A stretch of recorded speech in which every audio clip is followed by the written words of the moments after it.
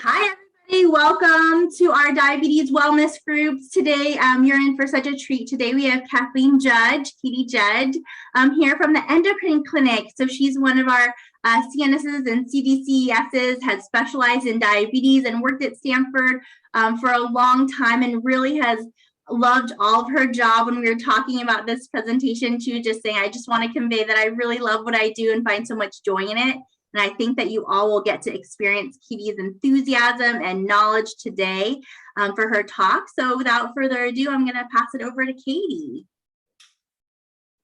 Okay, thank you, Leah. I'm just going to do a tester here, everyone. Make sure everyone can hear me. Leah, can you hear me? Yep. Yay, yay. Well, thank you again for the invite to the wellness group. I so enjoy giving a talk every year, and I already have a plan for next year, so I'll have to get everyone's opinion on that afterward. But what the topic for today is, and the way it's going to be organized today, and Leah's going to help me with my slides, is we'll do a very short slide presentation, and then we'll go into a food demo. And the food demo is equally as short and equally easy, but that's the way I like it because I eat it several times a week in various fashions. So hopefully it gives people ideas of what just different things they can try. The topic for today's presentation is really going to be about celiac disease and low FODMAP, and we'll kind of go over those briefly. We're not gonna, it'll be easy and hopefully fun. That's the most important part. So the presentation will really have a tone of gluten-free. So that's really, when you hear gluten-free, we're really referring to celiac disease, and I'll go a little bit into that as we continue with the presentation. Leah, you can fast forward a slide. So I want to just briefly talk about celiac disease. And again, another thing that you might hear a lot is when you see in the grocery stores, gluten-free. And gluten-free is really referring back to people who have an intolerance to gluten. And there are people who can have gluten and they just don't tolerate it well. And then there's others who have something called celiac disease, and that really has an autoimmune component of it. And essentially, celiac disease is an autoimmune disease that occurs in where the ingestion of gluten, so again, that's why it's gluten-free, leads to damage in the small intestines. And it's really more prevalent than we actually have thought in the past. I know it's all of a sudden kind of seems like it's trendy everywhere. Everything's gluten-free, but it actually is way more prevalent than we had thought in years prior. And what I have here is an image so that you can see where, so in the small intestines, that's where it's doing its damage. If you are following, well, again, we'll go into this, but when you have celiac disease, it's doing damage in the small intestines. It's really going after the villi in the small intestines. And in one of the images, you can see the villi is real strong and tall and robust. And then in the second image, a little bit further and in the center of the screen, it's kind of flattened and not as healthy looking as the first one, the first image that's to the upper right. And as you can imagine, if there's any kind of damage happening in the small intestines, it's probably going to lead to more damage and then maybe a little bit of malabsorption of food. So that's kind of what we want to prevent. And we'll go over how it does that in a couple more slides. So Leah, we can go to the next slide. This is a longer slide on what celiac disease is. It's because celiac is autoimmune, oftentimes it runs in families. And maybe your mom has rheumatoid arthritis or a different autoimmune, and you end up with celiac, but they're still in this autoimmune family. And there's a number of conditions that are under this autoimmune category, and you may have one, and then your child might have another. But a lot of that's what I mean by hereditary. So oftentimes it kind of runs in these kind of multi-generational in one way, shape, or form. And oftentimes if one person in the family had it, another one might, or they might have another autoimmune disease. And what it really means, so we know now that it does damage. Celiac disease does damage on the small intestines, right? It kind of makes those villi not as healthy, not as robust. It can lead to malabsorption. So we're trying to figure out, well, what is the actual root cause? The actual cause of it is some components in food that cause this inflammatory response once you eat it. And those foods are wheat, barley, and rye. And so when you have celiac disease, so that you don't do any damage to that small intestine and those villi, because you want to keep them strong and robust and not flattened and not able to absorb nutrients, you have to eliminate these foods from the meal plan. And that can be a little daunting because people say, what the heck if I'm going to eat if I can't have wheat, barley, and rye? Because that's a lot of foods. Well, we'll go over that today. And there's actually a whole host of foods. We really just have to be mindful that we don't get these foods. And there's a lot of ways to get them in the diet because they're kind of sneaky in the ingredients, or sometimes you're, on cutting boards, if you're cutting a piece of bread with and then you put your gluten-free bread on top of the, cutting board that they were making pasta, well, that can cross-contaminate. So really the ideal thing to do is really follow a very strict gluten-free diet, which again, kind of goes back to this wheat, barley, and rye. That is what a gluten-free diet really means, is that it has eliminated these specific ingredients. And again, when you eat it, if you were to eat one of these, it just causes this inflammatory response, and then it affects the small intestines. The small intestines makes the villi not so healthy. And then over time, it's not immediate, over time, there's just, again, some malabsorptive issues, and that can cause a lot of problems in the long term. As you can imagine, malnutrition never is a good thing. So it can lead to that amongst a whole host, and we'll go over those things. But some of the ones that we have to worry about is, that if you've got this high inflammatory response, that you're also prone to getting another autoimmune condition, thyroid disease or osteoporosis, right? Because if there's malabsorption, you might not be absorbing your calcium the way you should, thyroid disease, and other conditions. So once been diagnosed with celiac, and we'll go over that in a second too, you really want to try to stay on the gluten-free diet. But it is very easy. I promise. I will not make this complicated. Some signs of celiac disease is really, a lot of the times it's diagnosed sometimes people have symptoms prior. Let's be clear that some people have a lot of stomach discomfort. And sometimes they get, there can be skin issues, there can be canker sores, there can be a lot of things that are kind of odd symptoms. And it's like, what the heck, what's going on here? And they may test for celiac. But one of the telltale things is someone has anemia that they just can't correct. And what I mean by anemia is when the iron level is low in the blood, and you're really tired, and there's these issues of fatigue, and we check a blood test, and we say, oh my goodness, your iron is really low. And so we give you a little iron. And if you don't really respond to that, we're going to wonder, why are you not absorbing? You're not absorbing it from food. You're not absorbing it from vitamins and minerals. So we might have to dive a little further. And oftentimes we might find that celiac it could be the reason. So on this slide, and everyone will have access to these slides, so you don't have to worry about writing down some of these symptoms. It will go. It will go to your inbox. We'll make sure you get it right. So I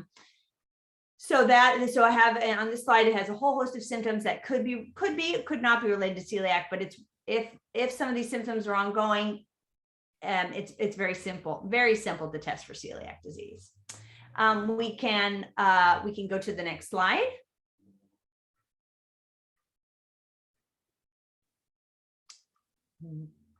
Yay.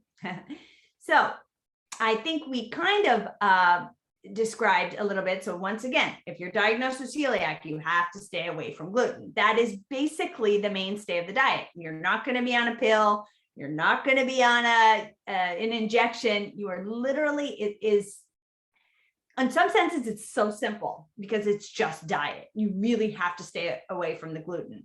But in some ways, it's so complicated because it's just diet. And that's, it can be very hard, right? It can be very hard, particularly in the beginning,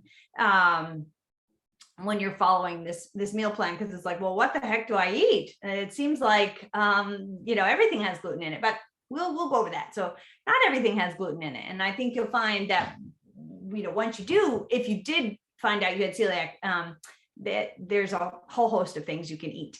So again, gluten is the general name for proteins found in wheat, and examples of that would be wheat berries, durum, semolina, which is pasta, spelt, farina, farro. Anytime you see those words in the ingredients, nope, you can't have those on a gluten-free diet. You can't have anything with wheat, no wheat bread, no pasta with wheat in it, no flour tortillas, no, I think I already said, what are other things? Sometimes a lot of baked goods, right? Like cookies and that you find in the market. Now that can be another conversation that we have, but there's so many ways to make these things, but you have to do it at home. A lot of the foods out there have a lot of gluten in it, but nowadays with the menus, a lot of the foods, they all say gluten-free. So, and what gluten really is there's actually, I love dim sum. So there's actually like, you can see that you can actually get gluten balls when you're having dim sum. And it's literally like little balls of starch that are held together by gluten. And gluten is a binding agent, right? It holds food together. Now I can't have that because, well, I have celiac, so I don't get to have certain things with dim sum anymore. But that's okay. I've made other accommodations. So, but that is really what gluten does. Is it helps bind things together, and so you'll find that there is there's a component, particularly in the taste of certain foods that are not gluten-free, that will have a little bit of a different taste. But once you get used to it, it becomes like you've never had anything different. We can go to the next slide. So this slide is very, very, very small. And so I apologize for that, but it's really just meant to show that there are so many foods to enjoy when you're on the gluten-free diet. And if you go to your phone and you can, or phone or computer, you can go to any website and type in gluten-free, and you're going to get a whole host of ideas of gluten-free. But I can kind of run through it pretty quickly and efficiently, since I've been on the diet for 25 years. I know it like the back of my hand. So when you think about bread, there's a whole bunch of gluten-free, gluten-free options out there. They're usually in the freezer section. Our joke is for us, for people with celiac, is all, gluten-free is basically, in my opinion, tastes so much like a regular bread, but you just have to add an extra $3 because everything gluten-free, I feel like, is 20% higher than everything else. But that's just the way it is. So chips like tortilla chips and crackers, those are all, and there's certain brand names that are particularly known for being gluten-free. Pasta and noodles, they can make them now out of corn, or you can make them out of rice. And all these are considered and actually hold together very well. I cook a lot, so I make a lot of gluten-free lasagnas. I make a lot of gluten-free, gluten-free spaghetti, and all those pastas have really gotten their formulations down. They hold together lovely, and in my opinion, they don't taste much different. The flours, obviously you just can't have wheat flour, but there's a lot of different flours out there, right? There's almond flour, and then there's buckwheat flour, and there's There's a lot of combinations of like arrowroot and potato flour, and those make fantastic muffins and fantastic breads. So there's just, obviously you've probably seen it when you go to the grocery store. There's a whole aisle dedicated to gluten-free. Breakfast cereals, again, it all has to do is say gluten-free. The dairy products are generally gluten-free. I mean, as long as you don't have an intolerance to gluten, to lactose, you should be, the dairy products should be fine. Except they do say sometimes with people with celiac, eventually could develop a bit of a lactose intolerance later on, but every person's different on that. But all the cheeses, all the milks, everything. But again, if you're vegetarian, you can do almond milk, you can do soy milk. None of that is going to have gluten in it. All the proteins are gluten-free, all the vegetables are gluten-free, all the fruits are gluten-free. So it's, in my opinion, it's really just breads, pasta, and like goods that you're going to find in the market that like baked goods. But again, bread and pastas, all you have to do is get like a rice base or a corn base. All the tortillas, again, corn tortilla. And so again, this is just a slight example of how many different things that you have open to you when you have a gluten-free diet. And you'll see on the next slide, there's even more. Now these just really go over all the, condiments and nuts and seeds and fruits and vegetables. Again, the world is your oyster. You can have really whatever you want in these categories. Now, within reason, right? If we also got other things going on, such as we're watching our blood sugars, then we're going to have to be a little bit smarter when we're choosing some of our fruits. Or not, smarter isn't really the right word, but just be a little bit more strategic. We could do, berries with some cottage cheese. We know cottage cheese is a protein. That's not going to raise our sugars. But then the berries will, but then not as much as mango. And if you love mango, okay, you can have mango, but maybe not as much, because we know that's going to influence our sugars. So we know it's going to be gluten-free because fruits and vegetables, we know they're gluten-free. There's nothing you can do except for fry them that's going to make them, have starch in it. So again, all these foods are absolutely perfect for the gluten-free diet, but if we're watching things like blood sugars, we have to be a little strategic in combining them with a protein. Except for our vegetables, we can have pretty liberally. So we will keep going. So now a little bit further as we go, and we've been following the celiac. Let's say if you are diagnosed with celiac disease, again, we know this is intestinal, an autoimmune and disrupts in the small intestine, making it hard to absorb nutrients. But once you're on the meal plan, all that inflammation is going to go away, right? Everything that was whatever your symptoms might have been. If it was anemia, that's going to hopefully correct. If you were getting canker sores, those are hopefully going to go away. If you were having skin issues, then that's also going to go away. But most importantly, the stomach discomfort, or the if you have to go to the, a lot of people have a lot of bowel, sort of bowel irregularities when they're not absorbing food correctly, right? Because they're undiagnosed celiac. So that all should be corrected once you're on this meal plan. It does take a number of months to get those antibodies to clear. And I guess that brings up a good point. How do you check for celiac? Well, it's a blood test. So we just check antibodies. And if they're really high, you got it. If they're not, then you don't have it. But it does take a little bit of time for those antibodies to clear, because obviously, to get that inflammation to reduce, it just takes time on and being fastidious with that gluten-free diet.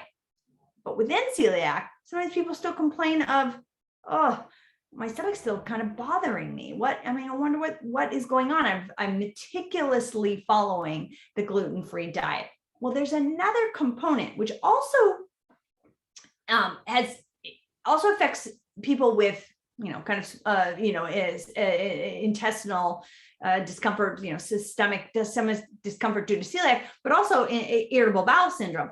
There's also something that now we are discovering with a certain whole subset of foods called the acronym is called FODMAP.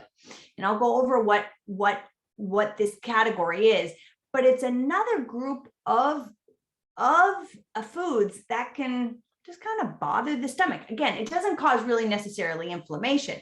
That's really celiac. This is just, if maybe you don't have celiac, but your stomach still bothering you and certain foods are bothering you, or you can't figure out what's bothering your stomach. All you know is it hurts. There is a group of foods, and we'll define, as you can imagine, what FODMAP stands for is these categories of foods that seem to be proven to cause a little bit more irritation to people prone to stomach discomfort, whether it's irritable bowel syndrome, whether it's celiac disease. And so following this meal plan often helps just diminish some of the symptoms of stomach discomfort. So FODMAP are a group of sugars that are not completely digested in our intestines. When they reach the small intestines, they move kind of slowly, attracting water. Well, you can imagine if you're attracting water and you're moving into the large intestine, it causes a lot of bloating and stomach discomfort. And it's because some of these foods are just not digested well.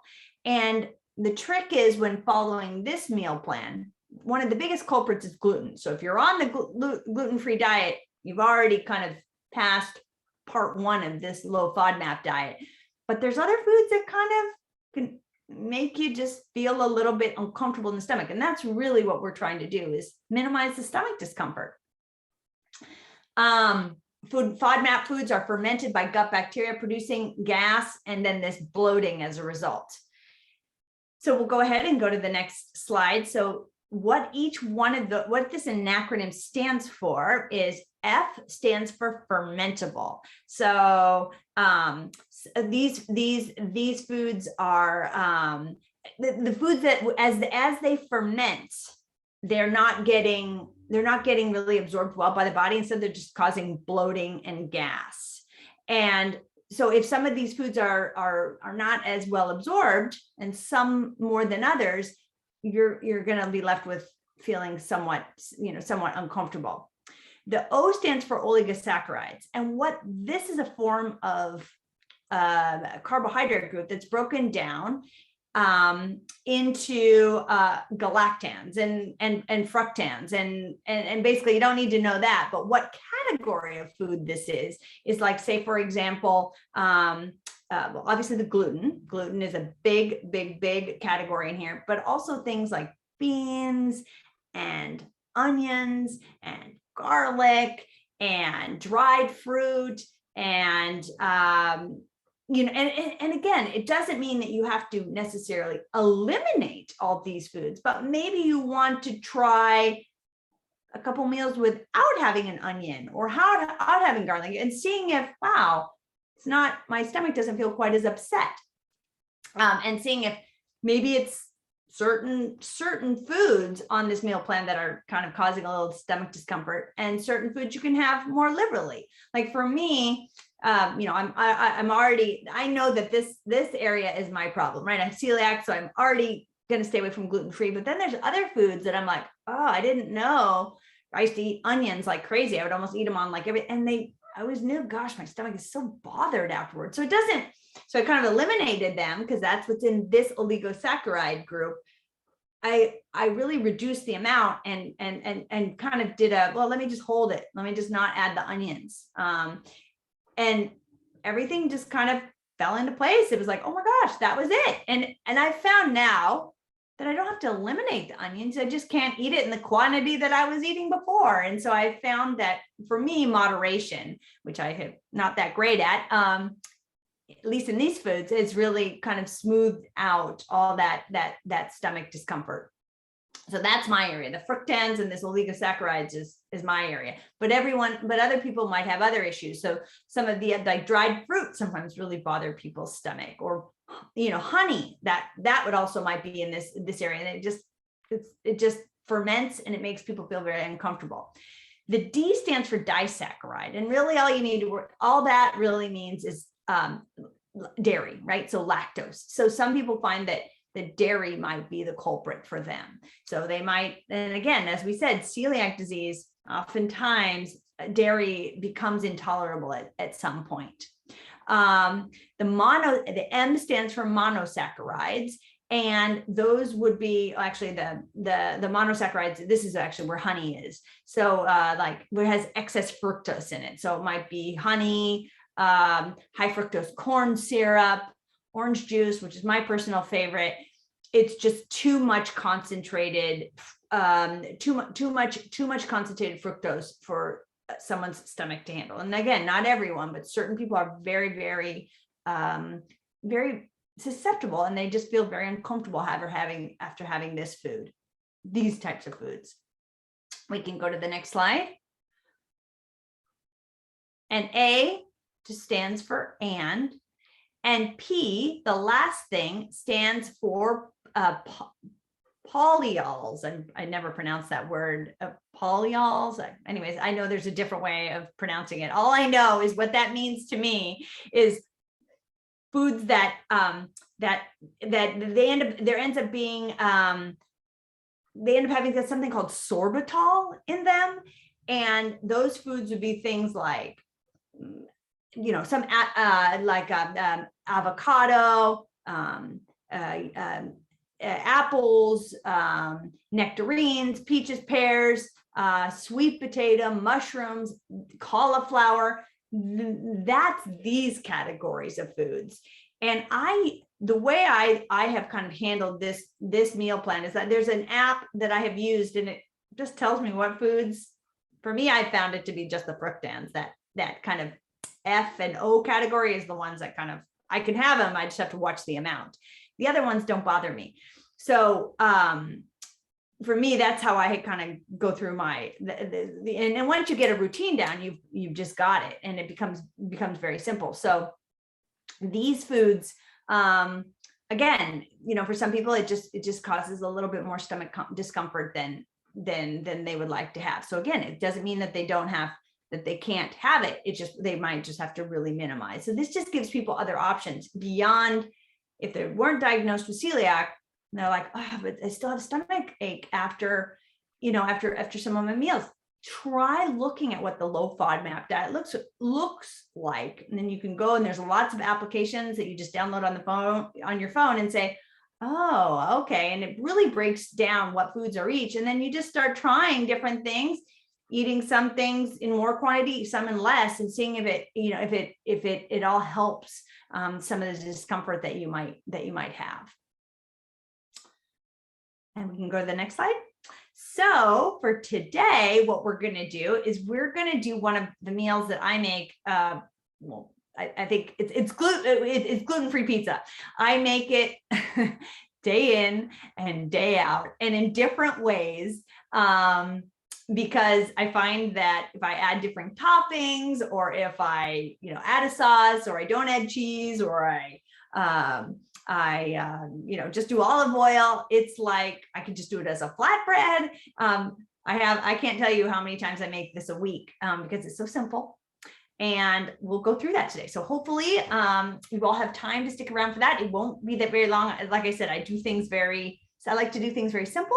But yet have a nice meal every night. And sometimes I even have it for breakfast. So I'm going to move my chair here, and now I'm going to go to my little setup here in the back. Okay, I'll stop sharing. And then also you have 2 questions in the chat. Do you mind if I read them to you? Yes, please read them. Great. Here's one of them. I've been seeing newer products with labels saying grain-free. Is that the same as gluten-free? Well, you bring up a very good question, because you may want to take a look at, it should say, like, let me show you on my I'm going to show you what I have here. I don't know if you can see this. Can you see this, Leah? Yes. If you tilt it. Yep. Now I can see it. So see, Yep. on all the gluten-free foods, they usually have this little emblem that's like GF, and it says like certified gluten-free. Sometimes, depending on what grain it is, it may not necessarily be gluten-free. It might be, they might have some grains that are out, but they might have, it might still have some components. You'll want to take a look at the ingredient and see if it has wheat in there anywhere. If it doesn't have wheat, you're fine. Or if it has rye, or barley, right? Because, like, say for example, Rice Krispies. I always love to give Rice Krispies as an example, because Rice Krispies, you think, well, it's rice, but the brand name Rice Krispie has a coating over it, and it's a malt coat, like a malt flavored coating, and that is a component of barley, right, Leah? What is malt a component of? I thought it was wheat, but this isn't probably not my expertise. In any case, because of that coating on Rice Krispies, you can't, that's really not considered gluten-free. Now, let me show you, I'll go, just because I love Rice Krispie treats. Katie, you're right. It is barley. You are definitely an expert. Okay, yes. Thank you, Leah. Let me see here. I have where did I have my little? As you're looking for that, also another thought is sometimes the way we process our different grain-free things, it may be in a same processing plant that they're milling things that are wheat-based. So sometimes those things that don't have that certification, like Katie's showing you, is something that could be processed in something with contamination. Yeah, sorry, I had to reach into my cabinet. I should have had this here, but like, if you want like Rice Krispies or something like that, you just have to find this little emblem that says like gluten-free. I mean, it literally will say all there, gluten-free. If you do not see that, like Leah said, there could be some trace of gluten like in the facility. Now, I don't overthink that too much. I mean, if they have some, if it's made in a facility that has gluten, I really don't overthink that. I mean, I'm like, well, for the most part, it seems, but it depends on the food, right? It really depends on the food. The majority of my stuff says gluten-free, but if it's like, what would be an example of that? I think there's like, I think there was like something that I was eating and they said made in they can't call it gluten-free because it's made in a factory of, that has like meat or wheat or, milling around. But I had confidence that that it really was not going to have much gluten in it. And I get my antibodies checked all the time and I'm always negative. So, but once you're getting started, you really probably do want to be strict to clear those antibodies, right? So you will see the emblem, and I just stick to the emblem for the most part. Great. And then there's one other question saying that this person says, sometimes I get lazy and don't necessarily look for every hidden gluten. Can you speak about hidden glutens and common names that you look for, Katie? Oh, like hidden gluten. I usually see, it usually just says glaringly like wheat, right? Or rye or barley, but malt. I mean, you do have to look for malt. That you will see a lot. I guess that would be one of the biggest ones is if you see malt flavoring, that then it's just probably not going to have, or it can't be considered gluten-free. Yeah, that makes sense. So really you're saying trying to look at those nutrition facts and ingredients can really tell you. They can tell you, but I tell you, if it's certified gluten-free, you don't have to worry. You don't have to worry. I mean, but if it just says grain-free, then you got to look at the ingredients and see, does it have barley? Does it have rye? Does it have malt flavoring, maltodextrin? That's all going to have an element of, it's all going to have an element of barley, right? Yeah, great. And then the last question is just asking for the slides. So we will send the slides out to everybody at the end of Katie's presentation. So no more questions, Katie. We're excited to see your pizza. Oh gosh, yeah. In fact, there's I'm trying to get this. I just thought I had my little. I'm good. We're going to be doing some blending here. So let me just grab my Vitamix I don't know why I didn't grab it down earlier, but I guess I forgot. So, because we're going to be doing some blending here. This is like I promise you, it's like the simplest meal ever. But it's so good because I have it like 3 times a week. So believe me, if I didn't like it as much as I did, I wouldn't cook it as much. So, Katie. What's that? Just one more question before somebody's asking if you feel like there's a benefit of eating gluten-free if you do not have celiac disease. So, I mean, you bring up a good question, right? Like, some people feel that, again, they're like they're glucose intolerant, right? And so even though they weren't officially diagnosed with celiac, like I have a couple friends who actually, I'm always impressed. I said, do you follow the gluten-free diet better than I do? Because they feel better for whatever reason. They feel better on the meal plan. And I can't argue with that. If it gets your meal plan in check and you feel good and you feel like you have more energy, then I would say go for it, right? Because but you might be able to give yourself a little bit of flexibility, like, hey, when we go out with friends, I'm not going to worry about it. But at home, I prefer to, it's like that. I'm a very compartmentalized person. So I love that, like Mark Bittman thing. When he went on a vegan diet, he was like vegan before 6, right? So he was like, he's one of the writers, he's one of the chefs for the New York Times. Anyways, I love to read the cooking from the New York Times. So anyways, he was diagnosed with like high cholesterol.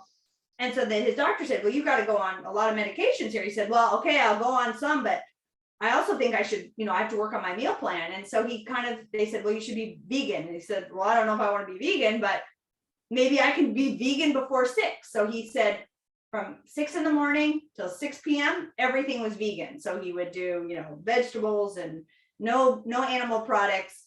And then at 6 p.m. and after, he could allow himself, like, again, moderation is the key here, but he would have like, a little bit of salmon or a little bit of chicken with vegetables and a small amount of carbohydrate. So you could do something like that. And I'm not saying you have to be vegan. I'm not saying you have to do any of that. But my point is, you could do something, if you don't have celiac, you could do something like, you know what, Monday through Friday, I'm doing the gluten-free meal plan because it's when I'm working and I've got the kids and I'm just more, everyone's got their schedule for school and this and that. But on weekends, we can be a little bit more, whimsical. We can, have more variety in the meal plan.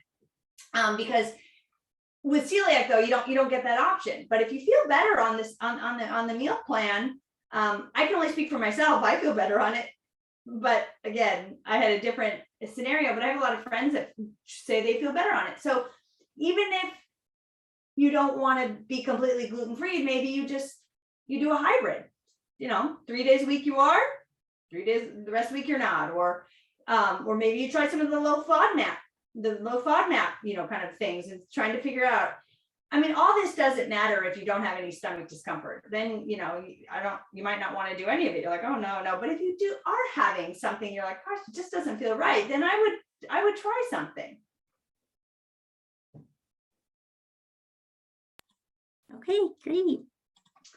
So what we're going to do is I will kind of give you my weekly, my kind of agenda for what I do on Sundays. And I make a big batch of tomato base. And it's very simple. And I'll kind of tell you what I do, because then I make a lot of different things from that tomato base. And all I do essentially is I take a can of tomatoes, doesn't matter, but they're usually whole, like a whole tomato. It's you can do the diced ones too, but they come in a can. I pour the can into a pot.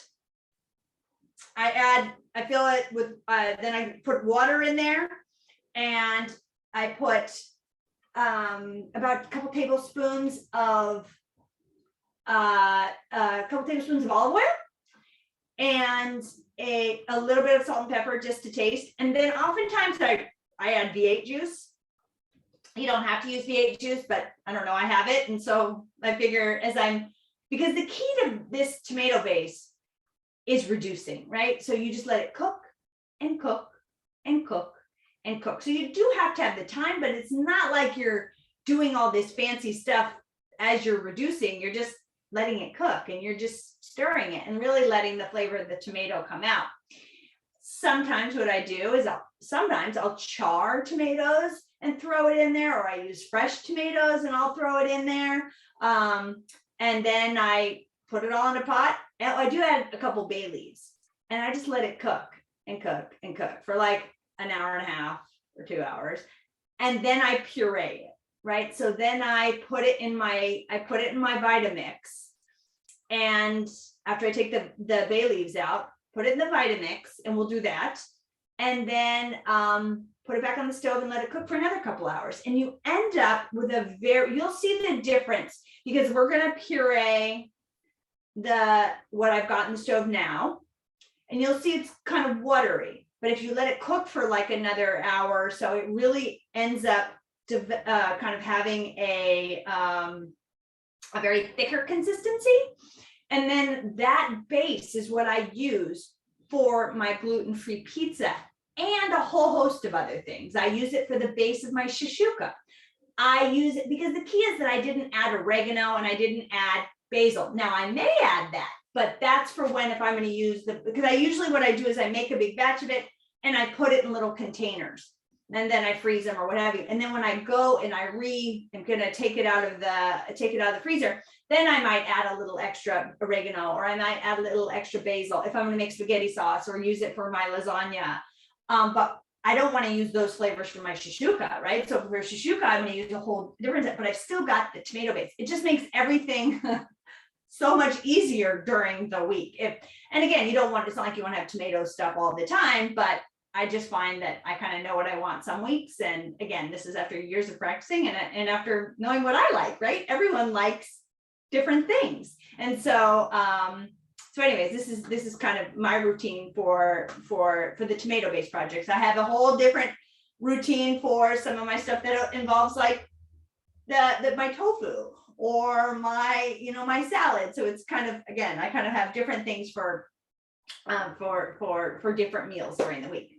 So with that, what I've done now is I went ahead earlier today and I put the tomatoes already on the stove. I put the olive oil, I put a couple bay leaves, I put a little bit of V8 juice, and then water, and I've let it like just cook for about, and I think it's not been that long. It's like maybe an hour and a half now. So I'll go ahead and I'll take that off the stove. And I'll go ahead and I'll puree it. And just so that you can see, because I actually have two different examples here. I have one from what I did last week, so you can kind of see the consistency of how nice and thick it is. And this is what it eventually comes up, what the consistency we're striving for. And then you're going to see how what I have right now is just a little more watery. But with time and reducing, it gets thicker and thicker and thicker. So I'll go ahead and I'll add this. The first thing I have to do is I have to take those bay leaves out. I add it right back though, by the way. So I save them because I'm going to use these bay leaves for after I've pureed this. And sometimes I add, I always do this vegetarian actually to start the tomato base. I usually just always do vegetarian, but then, like I said, when I defrost it or whatever, then that's when I'll add like a sausage if I want to, or sometimes I use it for tofu dishes. Anyways, there's a whole bunch of different things that I might use it for. And so I'll take that and I'll put it up against just a quick blend. Sorry, I know everyone can't see it, but just going to do a quick pulse. That's probably all I needed. All right, now what I'm going to do, put that back in the, and you can see, I'll kind of bring it up there so you can see, it's really quite watery, but it won't be like that for long. After a couple hours, I'll kind of get up here so you can kind of see, this is, I don't know if you can kind of see, whoops, I spilled on the floor, but that's okay. You can kind of see it's very, very, very, very thick. And then you can continue to reduce it if you don't want it so thick. But whereas right now it's really quite watery. I don't know if you can see that okay, but there's quite a bit of difference. So I'm going to put this back on the stove and let that keep cooking. And I'm going to add those bay leaves back to it. And usually now I let that cook for, again, until it starts to thicken up to this consistency of like a regular tomato sauce. And again, I add the V8 juice. I don't know, I like the taste of V8, and it's got a whole bunch of, sometimes you have to watch it if you're watching your sodium, because sometimes V8 juice can have a little bit more sodium, but you can get the low sodium version. You don't have to use the full sodium version. Or you don't need to, right? You don't have to. If you don't have V8 juice, you don't need it. You can just use the tomato, the water, the olive oil, and salt and pepper. And like I said, don't hesitate. So like I said, sometimes I put a char on my like I'll take fresh tomatoes, put them in the broiler, get them nice and charred, and then I'll add that to the mix when I'm making my sauce. And then what I do is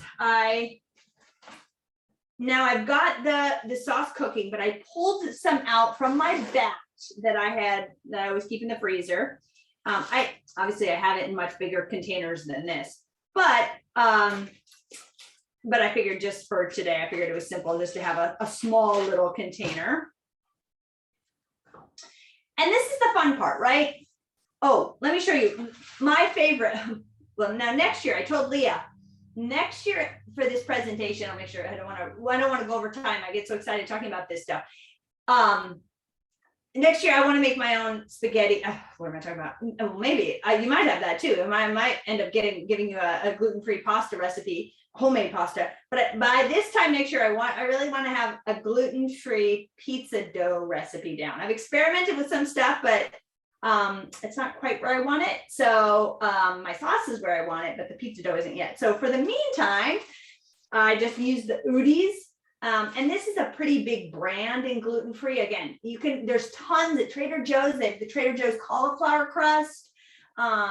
There's a whole bunch at Safeway, different brand names. I just grabbed this one. It's like the perfect little size for me. And then after I make the pizza, sometimes I'll add tomato sauce. Sometimes I just use olive oil and a little cheese. Sometimes I do, just tomato sauce and kale and butternut squash or olives and basil, right? So you don't always have to add, you don't always have to add cheese to it, right? So, it can be your, the world is your oyster when making your own pizza design. Now so what I did, I've got one.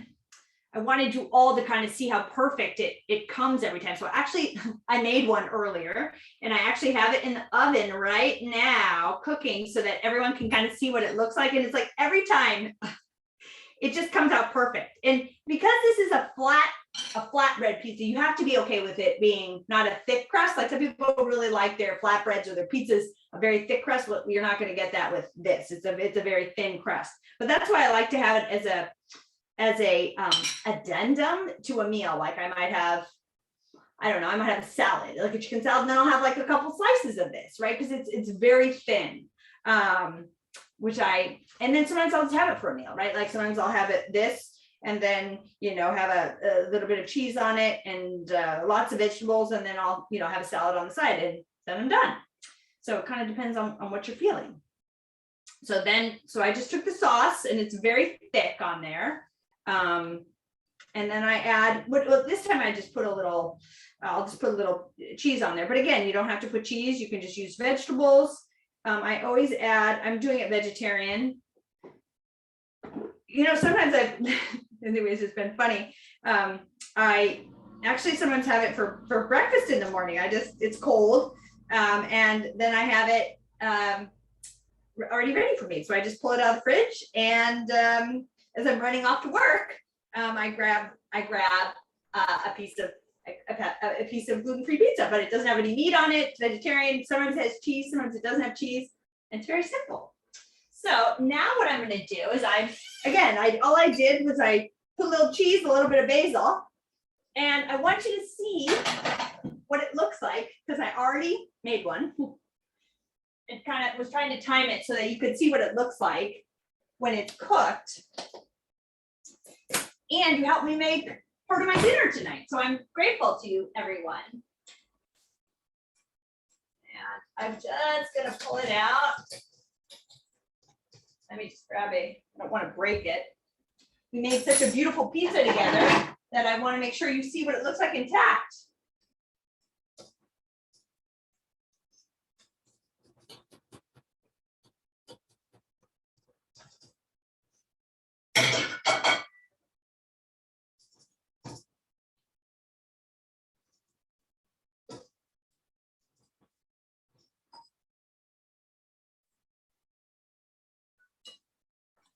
Katie, I wish we were in your kitchen. We could smell your beautiful sauce and your delicious smelling pizza.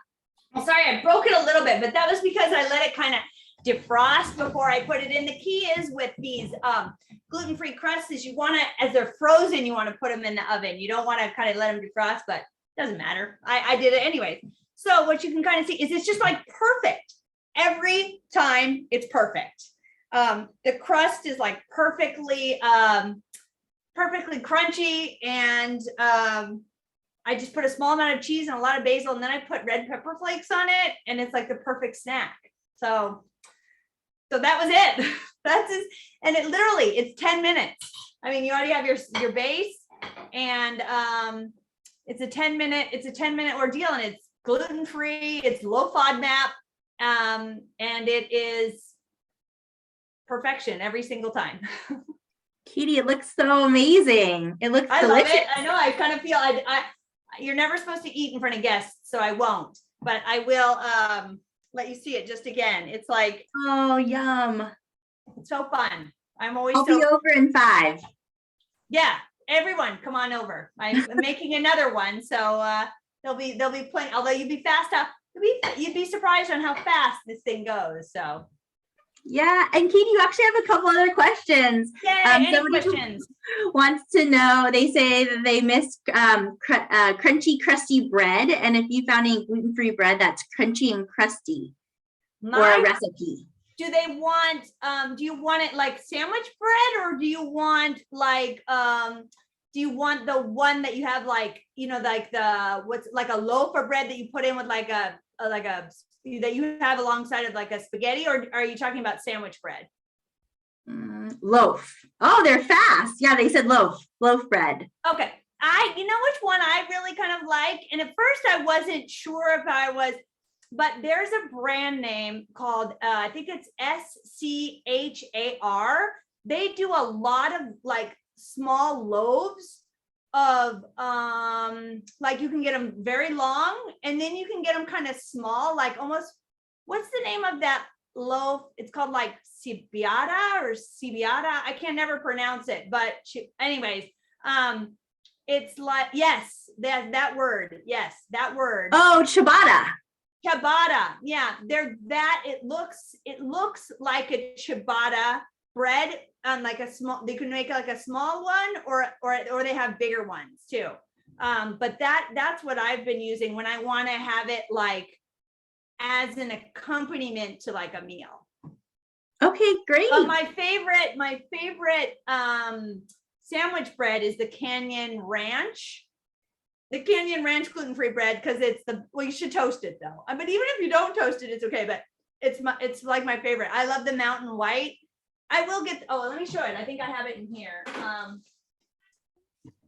This guy.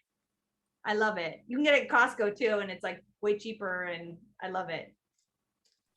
Yeah. I have it like every day. I make like sub sandwiches, and I do a whole bunch of crazy stuff, but I like sandwiches, so.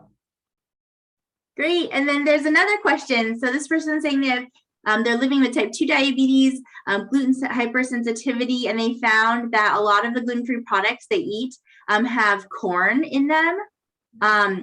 and that her sugar goes spikes up when she has corn. So she's wondering if you recommend avoiding it or using it sparingly or portion controlled. She wants to know your opinion. Could you mix it like, I can relate. I mean, I have a lot of corn too. Can you mix like your corn? So say, for example, if you're going to do like tacos, for example, like, can you do something like a corn tortilla and you put a little like, you know, like say, if you want vegetarian, you can do, you know, just veggies. But then adding a little protein on it, like, you know, say, for example, like, I don't know, an easy one for me, well, I guess it would make your meal not vegetarian anymore, is cottage cheese. Like a lot of the times I, you know, will just have a little cottage cheese on the side, and it seems to kind of balance the, well, it stops me from grabbing more corn products. I guess that's what it does, is it stops me from grabbing more. It's just combining it like with a protein. But yeah, I would but that's my routine for, well, a lot of the carbs, is I just try to say, okay, I mean, because I love corn. I mean, I love polenta. I make that like crazy, and that's all corn based. And then I usually have a protein alongside of it. And sometimes it's cottage cheese. Sometimes it's like, it could be, it could be a, an animal product of some kind, could be like nuts, just something to let me know that I'm trying to balance out this carb that I love so much. Great. You have another question. Do you have any recommendations on gluten-free English muffins that maybe you could make an English muffin pizza with? Yeah. Oh, and that same person said they love your word balance. So that's really, honestly, it's really what it is all about, is the balance. For the English muffins, I know I've kind of struggled with that one. There was, what I've seen lately is I've seen this Canyon Ranch, and I haven't tried them yet, is they do a lot of bagels. I haven't seen where they've done, I don't have a lot of I don't see a lot of like gluten-free English muffins, at least that I know of, like the brands. I see a lot of gluten-free bagels, but I don't see, which you could do. But again, bagels, because they're a little more dense, you have to, you'd have to kind of watch, particularly if we've got diabetes now. You'd have to see how many carbs that is. I'm trying to think off the top of my head if I think of an English muffin.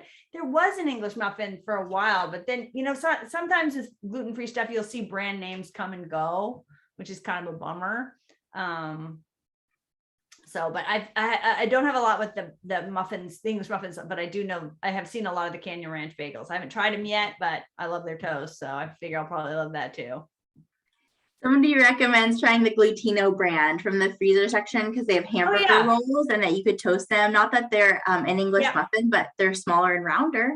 Actually, a lot of people do that. Actually, that's actually a great idea. And actually, and Glutino does a lot of, they do a lot of fantastic stuff. Definitely the hamburger buns are a great idea.